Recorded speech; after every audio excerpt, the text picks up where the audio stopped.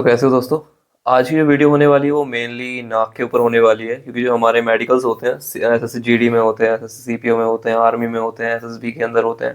किसी चीज़ में जाओगे तो मेडिकल ज़रूर होते हैं। तो मेडिकल के अंदर तुम्हारी नाक चेक होती है, और नाक के अंदर मेनली क्या बीमारियाँ होती हैं, दो चीज़ें होती हैं। एक तो हमारा डीएनएस हो जाता है, जिसे बोलते हैं डेविएटेड नेजल सेप्टम, और दूसरा होता है हमारा साइनस वगैरह हो जाता है। तो ये मेन चीज़ें जो चेक होती हैं वो यही रहती हैं। तो आज मैं एक सर्जन से मिलके आया हूँ, क्योंकि मेरा एक दोस्त था तो उसके साथ डीएनएस की प्रॉब्लम है, तो इसलिए मेरे को चीज़ों की पता लगा है अभी। तो मुझे लगता है कि मैं तुम्हें शेयर करनी चाहिए मुझे, इसलिए मैं इसी वीडियो को बना रहा हूँ। तो देखो इसके अंदर क्या क्या चीज़ें होती हैं। सबसे पहले तो तुम्हारी जो नाक है ना, वो डीएनएस का मतलब क्या है, डेविएटेड नेसल सेप्टम। तो सेप्टम क्या होता है, जो नाक के बीच वाला पार्ट होता है ना अंदर का, जो दो पार्ट्स को डिवाइड करता है हमारे नोज के, उसे बोलते हैं सेप्टम। तो उसके अंदर अगर थोड़ा सा डेविएशन आ जाता है तो उसे बोलते हैं डीएनएस। तो उसकी वजह से कॉम्प्लिकेशंस हो जाती हैं, जो कि इनमें आर्मी में और पुलिस वगैरह के अंदर एक्सेप्टेबल नहीं होती हैं। उसकी वजह से फिर बाहर कर दिया जाता है, रिजेक्शन मिल जाता है। तो तुम्हें रिजेक्शन ना हो इसीलिए ये वीडियो अभी देखना बहुत ज़्यादा ज़रूरी है। और जो तुम्हारे साथ के हैं, जो बंदे हैं जिनका मेडिकल वगैरह है, उनके साथ शेयर कर सकते हो इस वीडियो को। तो सबसे पहले तो इसकी हमारे पास सर्जरी होती है सीधी, ठीक है। साइनस है तो उसका तुम क्योर कर सकते हो, लेकिन डीएनएस का क्योर तुम नहीं कर सकते हो, वो डायरेक्टली सर्जरी होती है उसकी। और सर्जरी के अंदर दो होती है हमारी। एक तो होती है सेप्टोप्लास्टी। सेप्टोप्लास्टी वर्ड जो है सेप्टम से ही आया है, तो सेप्टम को करेक्ट करना उसी को बोलते हैं, ठीक है। तो उसे रिकंस्ट्रक्टिव सर्जरी भी बोलते हैं हम। तो सेप्टोप्लास्टी हो गई, और दूसरी होती है हमारी rhinoplasty. Rhinoplasty mainly cosmetic surgery में आती है। कॉस्मेटिक से मीनिंग क्या है हमारा, कॉस्मेटिक से मीनिंग है कि जो तुम्हारी बनावट है ना, कि किस तरह से ऊपर से, इधर से, उधर से, सब तरह से होती है, तो प्लास्टिक सर्जरी के अंदर ही आती है।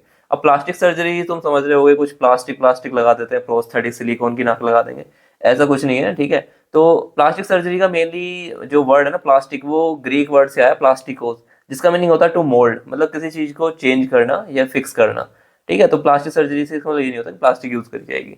तो ये बहुत सारे लोगों के अंदर मिसअंडरस्टैंडिंग रहती है, तो इसलिए क्लियर करना जरूरी है। दूसरा राइनोप्लास्टी। तो राइनोप्लास्टी वर्ड, राइनो मतलब ऐसा कुछ नहीं है, वो जो राइनो होता है उससे निकल के आया है। राइनोस करके एक वर्ड होता है ग्रीक में, उसका उसका मीनिंग भी नोज होता है, तो इसलिए राइनोप्लास्टी होती है। तो राइनोप्लास्टी ही सबसे ज़्यादा रिकमेंड की जाती है। कई बार क्या होता है कि हम यहाँ से करेक्ट करा लेते हैं अंदर से, फिर भी जो हमारा ये ऊपर हम्प बना रहता है वो दिक्कत करता है। तो अगर तुम इसे करवाओगे राइनोप्लास्टी को, तो उसके अंदर दो चीज़ें करेक्ट हो जाती हैं, उसमें सेप्टोप्लास्टी भी रहती है और राइनोप्लास्टी भी रहती है, दोनों चीज़ कवर हो जाती हैं। और अगर मैं कॉस्ट की बात करूं, तो अगर खाली तुम सेप्टोप्लास्टी कराओगे, नॉर्मली बंदे ऐसे ही कराते हैं, लेकिन फिर भी रिजेक्शन के चांस बन जाते हैं उसके अंदर भी। तो सेप्टोप्लास्टी के अंदर हमारी समझ लो 20 से लेके 35K तक जाते हैं पैसे। और अगर तुम राइनोप्लास्टी की बात करोगे तो 50 से 60,000 इतने लग जाते हैं, ठीक है।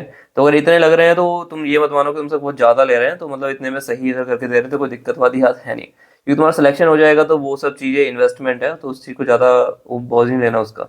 लेकिन करा लोगे तो बहुत बेटर रहेगा, वरना अगर नहीं करा के जाओगे तो इन पे रिजेक्शन के चांस बहुत ज़्यादा बनते हैं। अगर मैं सर्जरी के प्रोसीजर की बात करूँ तो सीन ये रहता है कि जिस दिन सर्जरी होगी उससे कम से कम 12 घंटे तक, 12 नहीं हाँ 12 से 20 घंटे तक तुम्हें कुछ खाना नहीं होता है, वो सब कुछ बता देंगे। ना पानी पीना होता है ना कुछ पीना होता है। और जिस दिन तुम्हारी सर्जरी होगी वो 2-3 घंटे में हो जाएगी, उसके बाद तुम्हें 24 घंटे तक वहीं पे हॉस्पिटल में रखेंगे, क्योंकि उन्हें वहाँ पे देखना होता है ना चीज़ों को कि सब चीज़ें सही है नहीं है। तो 24 घंटे तुम्हें वहाँ पे रखेंगे, उसके बाद तुम्हारी नाक के ऊपर एक हमारा नेजल स्प्लिंट लग जाएगा, और नीचे की तरफ हमारा रहता है नेजल पैकिंग वगैरह रहती है, वो पूरी तरह से नाक को कवर कर देंगे तुम्हारे उसको। एक क्या प्लास्टर ऑफ पेरिस वगैरह से उस चीज़ों से कवर कर देते हैं ताकि वो चीज़ हिले ना। तो वो चीज़ तुम्हारी रहती है कम से कम 10 से 12 दिन तक वो लगेगी तुम्हारे नाक के।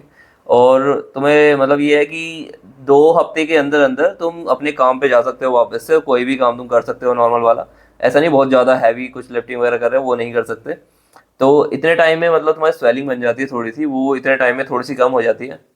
अगर पूरी तरह से रिकवर हम बोले कि तुम बिल्कुल एक्चुअल रिजल्ट कब देख पाओगे, तो उसके लिए बहुत टाइम लगता है, 5-6 महीने से ज़्यादा लग जाते हैं। लेकिन अगर तुम देखोगे 2-3 महीने में सही रिकवरी हो जाती है।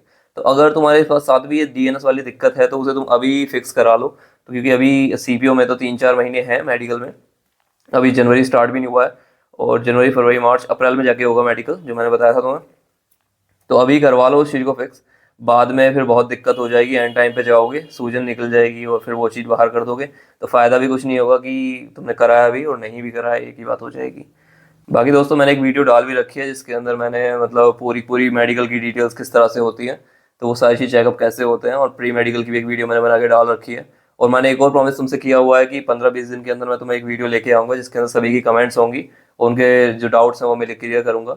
तो वो भी वीडियो जल्दी ही आएगी। तो अगर तुम चीज़ों से अपडेट रखना चाहते हो और अपने मेंस की प्रिपरेशन के लिए भी मैं चीज़ें डाल रहा हूँ, तुम चेक कर सकते हो चैनल पे। तो चैनल से तुम जुड़ सकते हो।